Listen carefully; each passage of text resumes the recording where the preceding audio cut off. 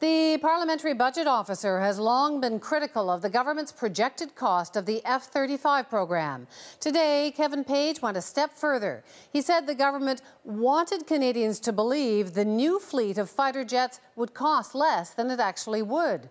Senior correspondent Terry Milewski has that story for us tonight.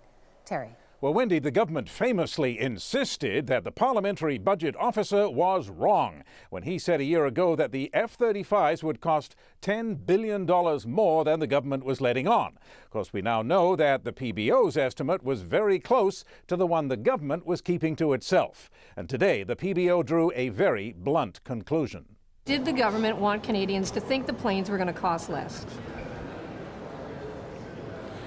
Yes.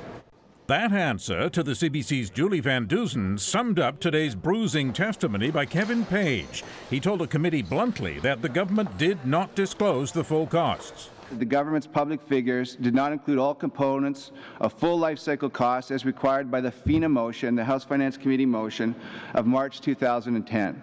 Page also contradicted the government on another key point in the dispute, the cost of operating a fleet of F-35s, fuel, pilots, maintenance. The government says it left out $10 billion in operating costs because the PBO left them out of his estimate too. But he did not. The PBO estimate includes operating costs. It might seem like a picky detail, except for the vast sums involved. The PBO reported the total ownership cost for the F-35s would be $29 billion, including $14 billion in operating and support costs. Even though it's in big type and highlighted in orange, to this day, the government claims the PBO report did not include operating costs. It continues to be our understanding, notwithstanding the comments of the PBO, is that operating costs were not included. $10 billion went missing. For the opposition, that suggests the government is still covering up the truth. They lied to the people of Canada before the election, and they lied to them during the election about the real cost of the plane. They tried to minimize the cost, to make it look as if it was a better program and a cheaper program than it was.